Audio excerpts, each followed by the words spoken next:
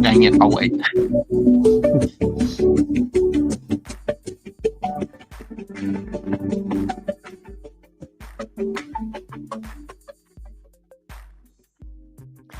All right, I think we're live.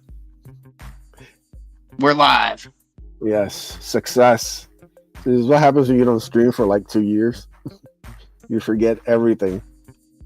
So, Your StreamYard looks all weird to you again. You're like, wait a minute. The whole layout's insane. I'm just like, what's going on in this? Are we streaming out to anybody, or is it just like us talking to ourselves like usual? Yeah, live to ourselves. Yeah. I know, today's a popular day, man. I didn't think all these people would be streaming on Sunday night. Usually it's a dead space, but here we Sunday's are. popping again. Yeah. All right, so YouTube, I'm checking it out. Looks How good. was your Sunday? I was good, man. I was at this local con in Manchester, Connecticut with my boy. So, we were looking at, comics and toys. It was a little local con, not too much going on. But I was able to dig through some back issues and kind of get some stuff I've been wanting to, scope out. So, super happy about that. Got some The stuff Broncos came through today. They decimated the Chiefs and the refs. Dude, I saw that play where the ref ran right into Sean Payton and then flagged Payton. I was like, what are you doing? You ran into him. The coach was just standing there. Come on. It was ridiculous. It was madness. Those calls, the pass interference were bogus. And then, when we're on a drive, our guy gets held and they don't call pass interference. The whole game, it was just like they took away 2 interceptions. The refs were just as bad as they've ever been. We know the refs are, pro Chiefs, basically they're 13th man, but today was just outrageous in Denver too.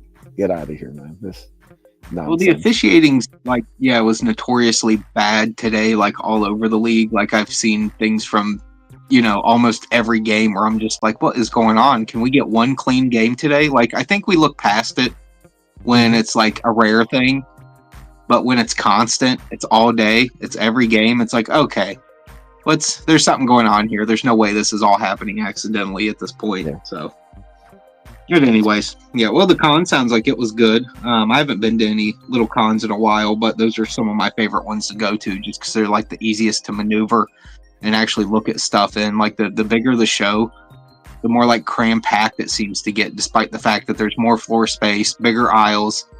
It's the opposite of everything you would think it would be. So, yeah, the little shows are fun. So, yeah, I'll show off some of that stuff. I said we won't be here too long. It's already 12:30, so keep it to a half hour at most. Just wanted to get back to streaming a little bit, talk a little bit about the Fundmycomic, which you see on the screen right now. It's live, the campaign. So we'll go through that a little bit. And then, like I said, we'll show off some of the stuff from the con. So for anybody who doesn't know, I've been busy out there. I haven't had a chance to promote this as much as I wanted to. But, it's kind of one of those things in life. You just got to pull the trigger on it sometimes, Yeah. Yeah. So we got the Drawn Aces. We launched the Kickstarter, got fully funded. Thanks to everybody out there. Get us to our goal. You guys were awesome. That's in the process of being made, being finished, I should say. We got one more page of art and some editing stuff to do, but at the end of the month, that should be all settled. We still got a couple of weeks to the end of November. So yeah. And this is the newsprint edition, trying to jump on that DS Brothers train. This is going to be an exclusive newsprint edition with a brand new cover by Avery Butterworth, doing a little homage of the darker image. You can see right there. You got the Ace, Savior, Bloodbone, and Haga. You can tell too, it's a nice homage because it's nice and clear to anyone that bought that darker image issue because it was everywhere for a long time. Yeah, color scheme, how he was able to match it. but we didn't do like a one creation. So he went with like different poses, but it still looks dope.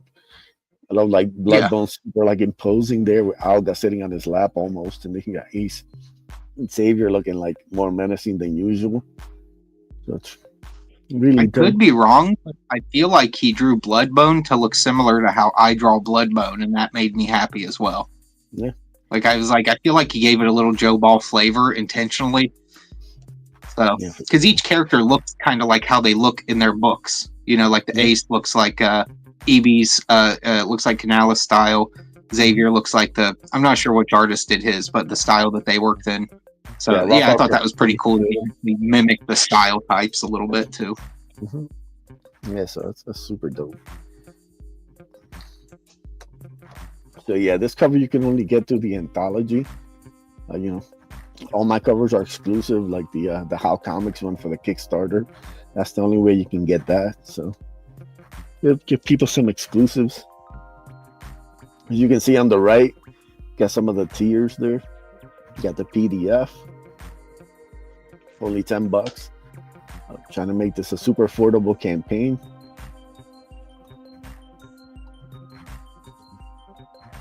You got the regular Anthology right there. That's also $10. It's only $5 shipping in the US. So like I said, super affordable campaign. We even got sketch covers. We got Shelby did an awesome blue line one. I'll show it a little bit later down below. And then we show off some of the art. You want to just talk for a second, Joe? Yeah.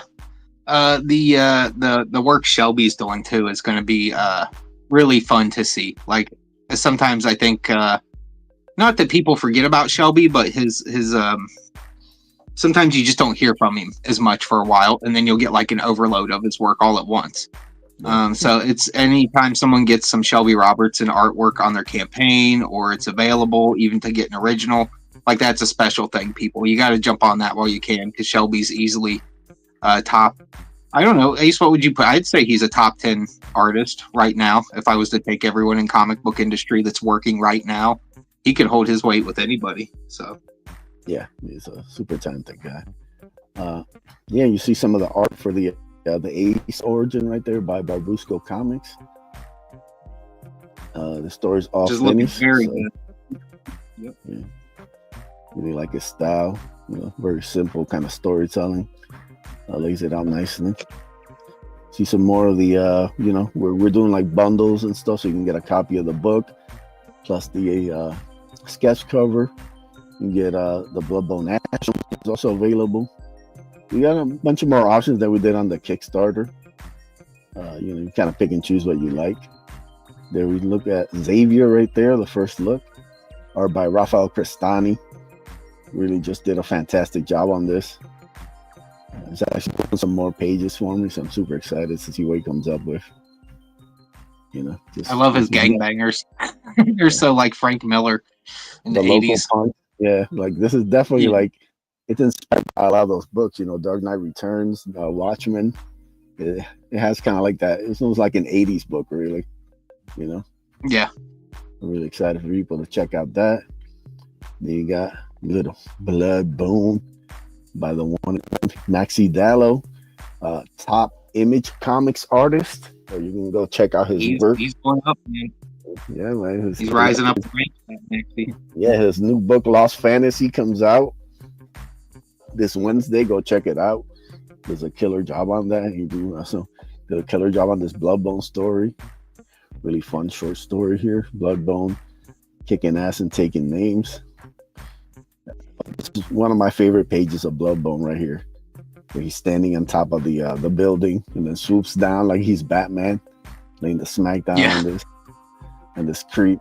Like it's pure like fun storytelling, and like just a really fun little tale. Got Raid of the White Leopard here. Avery again, just tremendous artist. Some of those the best. I think some of the best pages anybody's put out in the last 5 years. Really, it's fantastic looking Avery's book. been killing it, man. He's kind of one of those unsung heroes in comic books. You may not hear his name a ton, but when you do, you remember it. For sure, man. And then, you know, Blaze. You want to talk a little bit about that, Jim? Oh, I wonder who drew that spectacular artwork. Oh, it was me? I almost forgot. It's so yes, good. I'm pretty good too. Yeah. Yeah. I can't tell you how many people have complimented me about this page right here. These 2 pages, but definitely people love like that rain shot and stuff with the using the clock tower and all that. Yeah, I'm glad people are taking to it. It's definitely like a mix of a labor of love and just fun to do. You know, it's not like it's work the whole time. This is the money shot here. This page is incredible, just beautiful. You know, the blue base is, you know, that says our little homage, Michael Turner. You know, we're trying to bring a little beauty, romance, a little passion to the comics. It's gonna be a fun story, man. You get people a first glimpse of it, you know, on this anthology. Then you got the Bloodbone Ash Can. We're doing the line art version, offering that up. Got the awesome Ricardo Jaime cover there. Just killer. Oh yeah, for a second there I was thinking Shelby, but then I was like, that's not Shelby. Like I could tell when I was looking at the assassin dudes. I don't want to give away everything like on your air, so I'll just call them assassin dudes. Yeah. But yeah, that's not Shelby at all. You're right. My mistake. I'm so used to seeing Shelby's Bloodbone cover that I forget these days. Every time I see a Bloodbone cover, I'm like, it's Shelby, even when it's not. You see the blue line there for the sketch cover. Like I said, a little update on the progress of everything. I said, hopefully, we'll get it pinned down, you know, for end of the month, and then we can start, you know, sending out for proof in December. You know, yes, it's kind of like the plan for now. Finish getting it lettered. So yeah. Well, you don't want to be trying to ship the thing out in December, so yeah, it's better to get that proof and make sure everything's good to go, and worry about the fulfillment part after Christmas is over. Yeah, we're still on track for like February to start shipping them out, so it gives us some time. So yeah, it's not bad at all. Yeah, guys. So I believe the links to everything is in the description. Let me just double check it. Like I said, I'm so out of practice. Like, this is crazy. But yeah, it is. The link to the anthologies right in the description. So you can go check that out. That's Old man Ace. He's had enough of this technology. Yeah, I know, man. I feel the only time I feel old is when I'm streaming. Now, every other time I'm good. But this is one of the things that still, like, you know, it's one of those things. I've never been like a tech guy, so even like I was super slow to get like the cell phone and stuff, you know. So like just all those tech people. So we're at that point in life where we're adjusting when we're forced into it. Like when that stuff we already have just doesn't work any longer because the rest of society has already moved on past the technology we still prefer. So I know what you mean, dude. I'm right there with you. There's times where like my wife recently got a new phone and she wanted me to troubleshoot some things on it. And I was like, I feel stupid. Like, I don't even remember how I used to help you with this stuff back when. Like, I used to feel pretty good about it. Now I feel like I don't know anything. Mm-hmm. It's crazy. I'm going to see if I can mess with this layout. Hopefully this works. There we go. Yeah. So yeah, like I said, I went to this local convention in Manchester today. You know, got to meet some local artists and stuff, so it was cool. Got this artist called Matt Ryan. He has a book called Brenda the Barbarian. It was showcased and came out on a Wednesday. Okay, nice. So this is the little kind of ash can of the book. So showing support to the local artists. We also did White Leopard little headshot. caricature sketch for me. So shout out to him for that. Met Jeff Brennan from Curse the Cowardly Dog. Got one of his portfolios right there signed. Oh, that's sweet. That's cool. They kind of had him in the corner of the place, so it was a little awkward, like check out the whole thing, and then right at the end there he is. Maybe you should have moved him up, but those things. So see what else. There's some good finds though. Some good stuff. This right here.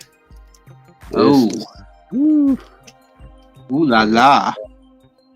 Death Blow Ash Can signed by Jim Lee, 9.4. It's not a 9.8, but I figured how many times I'm gonna get a chance to see this is a good price. So decided to snag that. So I'm adding that to the slab collection that's growing. Dangerous. Yeah, that's awesome.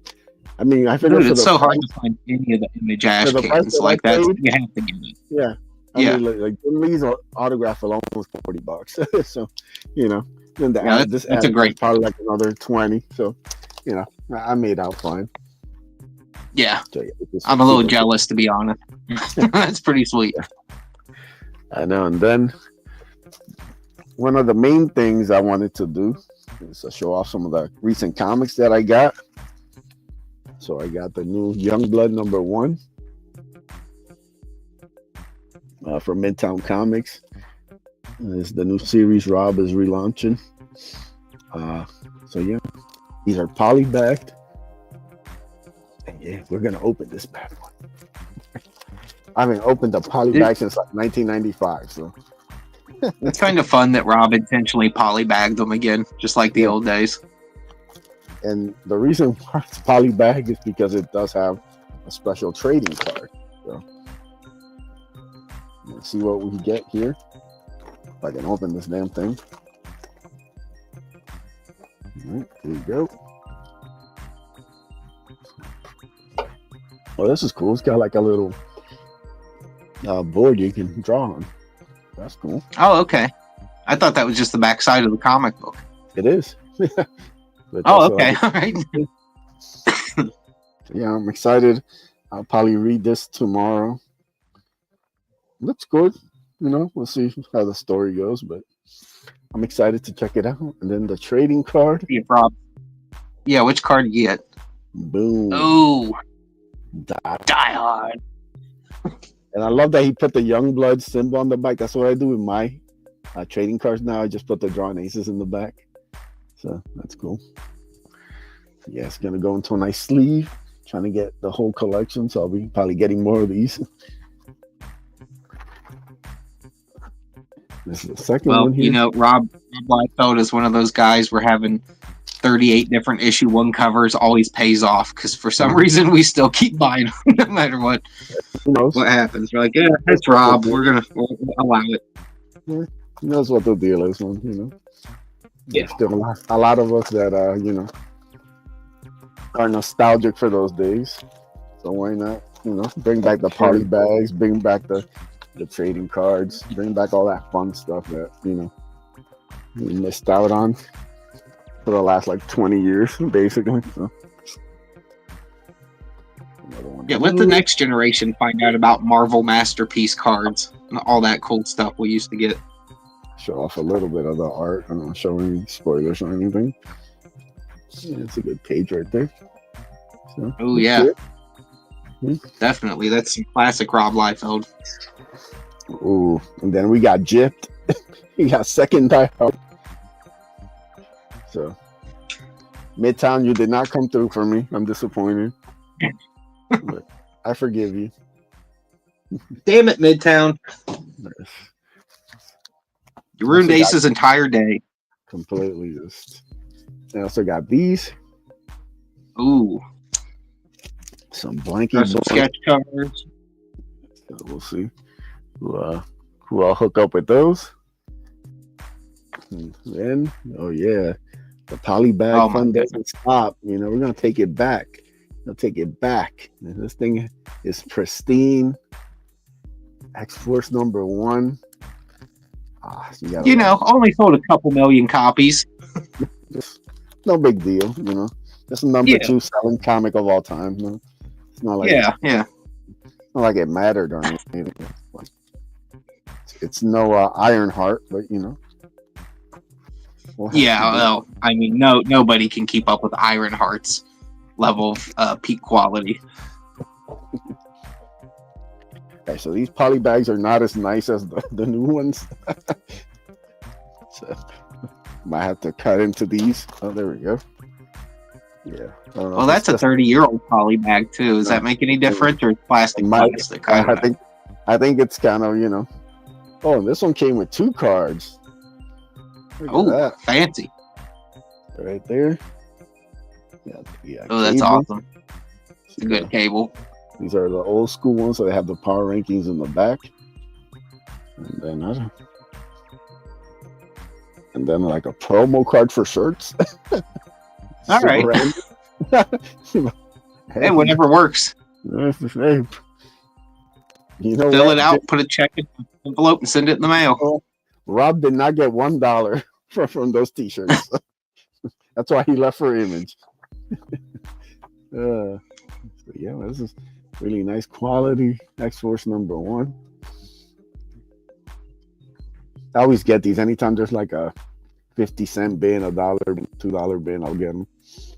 But I've seen these days. They're going for pretty high amounts. So, well, dude, there's like toy collectors that just collect like army builds, and then there's like toy collectors that just collect like Optimus Primes exclusively.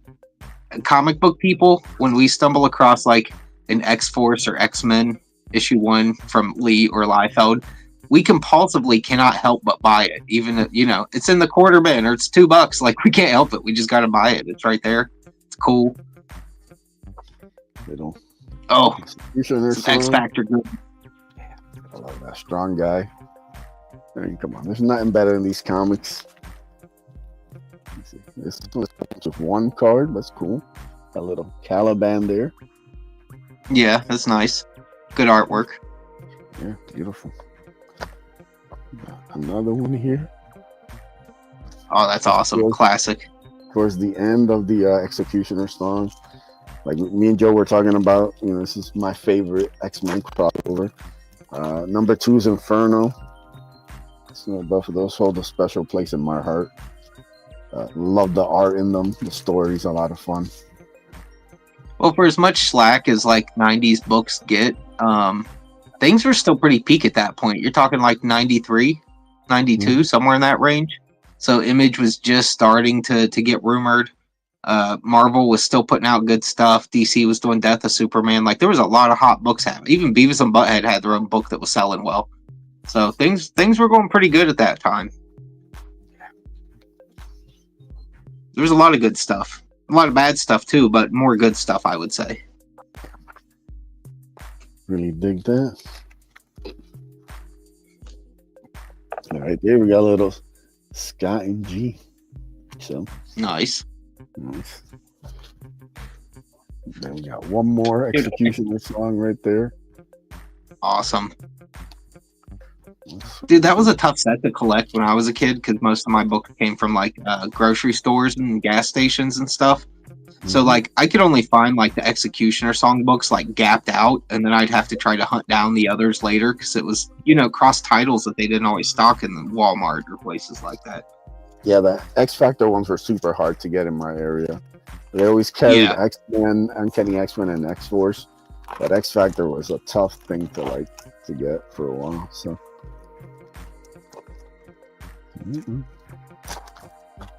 I remember feeling like X Factor books felt extra special just because I did not see them as often. It was like, whoa, it's the X book that's hard to find. Yes. Same thing with like Excalibur, Oh yeah, for sure. Whole run of books. Absolutely one of my favorite characters, Strife. He beat down Apocalypse. I thought they were gonna make him the next big bad, but it's the last time they really used him any good. They could have, though. It was super popular. I mean, Strife was over. I thought he was awesome when I was a kid. Mr. Sinister. Yeah, so. What is his mutant power? I have no clue. I think it's something to do with with his skin. He just looks cool. His It's mutant power. almost like a symbiote. It can like heal itself. Okay. Yeah. Yeah, he's just a freak, you know.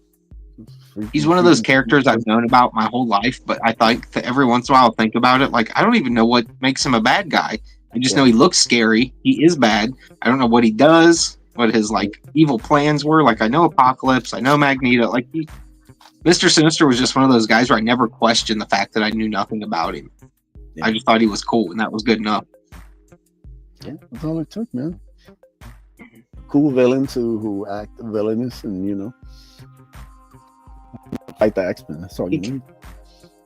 He was almost Gold Dust before Gold Dust. Yeah. You know, Mr. Sinister had lipstick and was a little bit effeminate sometimes with that outfit. But it's what Gold Dust was a bad guy too, so it all makes sense. Yeah. Definitely a heel. Yeah, well, he was messing with Marlena. Yeah. Give Mr. Sinister a cigar smoking side chick. Yeah. A bombastic blonde. That would have been great, man. We should bring that back. I actually designed, because you know how we get a lot of inspiration from wrestling and comic books and video, just all that stuff we grew up on. I actually did some sketches for a Gold Dust like bad guy. That's he's a little bit effeminate, you know, with like the robes and the wig and all that. But then when he takes it off, unlike Gold Dust, like just takes it off to wrestle, he removes it and does like fancy sword play, you know, like hoity-toity sword play you might see in like Three Musketeer era type stuff. And I thought that could be a cool little idea. Never done anything with it, just a character I've been sitting on. But in all intents and purposes, it's just Gold Dust with the sword. But still, I was like, this would be awesome. Gold Dust make him into a fancy pants sword fighter. Well, that's a pretty cool idea. You know, you should send me some of those designs. Maybe you can come up with something. Definitely. Yeah. I'll shoot it over to you later. It's just that idea of him, like the way he looked with the robes and the wig and the evil look and the weird sneer, and he had a woman with him, but he acted strange with men. Like, you know, he was always confusing you. Even as a kid, I don't think like Vince got enough credit for the boundaries he pushed back then. Not that I'm into pushing boundaries. I'm really not. I'm a fuddy-duddy. But in its time, nobody was doing like bisexual, tranny, weirdo, you know, stuff like that. It was unheard of. And then me and you were little dudes at like 12 and 13 years old, turning on Monday Night Raw, and there's this guy walking out like making smoochy faces and taking wigs off and wearing robes and acting like a weirdo. And he was a good wrestler, though. I mean, he made it work. He's even weirder because I knew it was Dustin, so. Did that too. That's the other thing. You know, we knew he used to be a cowboy like 2 years prior. Wow, this has gone through last couple of years chasing him. You know? Well, dude, he still had his moveset. That's what made it even funnier. Like, it was still the Dustin Reynolds like moveset. It wasn't like he changed up a whole lot. Still did the bulldog. He still did all this.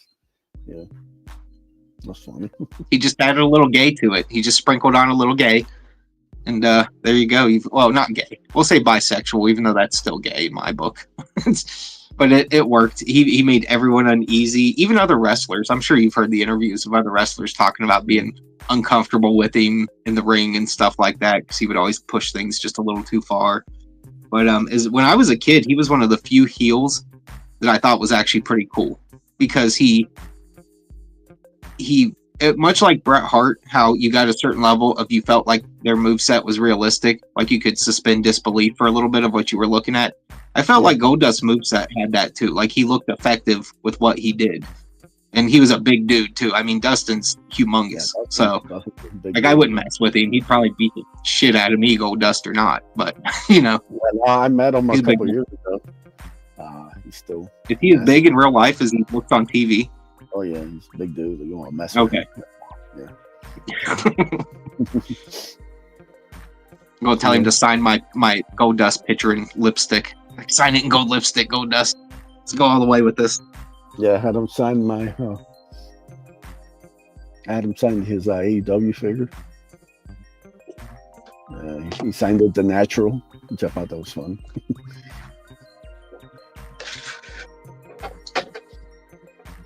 Has he been in action in a while? Or has he just been kind of hanging back and taking it easy? I thought he was wrestling He was like one half of the Ring of Honor tag team champions, but he just got hurt. He's gonna be out for a while. Okay. Yeah. I haven't been keeping up on Ring of Honor very good. Yeah, no, it's hard to keep up. You know, he was like, I'm always like a couple weeks behind, pretty much. You know, any other my kids will watch the female matches, so I'll catch those sometimes just because the girls like to watch them. But outside of that, there's not much. I was trying to get them to understand who what was that one chick's name when she was in WWE? Something Moon. Ember Moon, Athena. Yeah. I was trying to explain how cool Ember Moon was, and how Athena's still pretty cool. But Ember Moon was just a little cooler, and my daughters were just looking at me like, "Who gives a shit, Dad?" But it's just let's just watch this wrestling and leave us alone. So. Yeah. Anyway, we've reached the half-hour mark, so we're gonna call this. Like I said, just getting back to streaming. Gonna be getting some more comics and stuff over the next couple of weeks. So maybe see if I can do this like at least every Sunday night. You know, start getting into a routine because I definitely got to get back to streaming more routinely. So this is a simple way to kind of do a stream, talk a little bit about comics, unbox some stuff, and then we kind of wrap it up and let people get on with their night. So yeah, man, why don't you tell everybody where they can find you at, brother? You can find me on Twitter at Comic Art Master and the number 1. That's basically about it these days. I have a YouTube channel too that's under Joe Ball or at the 1776er, because I know they've changed some things on YouTube with the way you look for channels, but that's really about it. I haven't really done much with that in a while, but yeah, if you follow me on Twitter, you'll see lots of artwork updates and me complaining about football and things of that nature. So yeah, so you can find me at Bus Acevedo. You know what the deal is. Trying to get back to the YouTube thing. Catch me tomorrow on the Hardline on the DF Brothers channel. We do it every Monday, 10 p.m. Eastern. We're talking comics, talking food news, all that fun stuff. And yeah, hopefully, I can get back to doing this at least once a week. I know I got to get back to the YouTube grind. So, this is just a little start. So, look out for us next week, same time-ish, maybe go a little earlier. We have to push it back because a lot of people were streaming tonight. But usually Sundays, people don't stream that much. So we'll see if we can go live maybe around like 11:30 next Sunday. We'll show off some more comics, talk about some wrestling or whatever, Hopefully, the Broncos and the Bengals will both win next week. So just keep the positivity going. Yeah. I guess. It's been fun. I'll catch you on the next one. You guys have a good night. Later, dudes.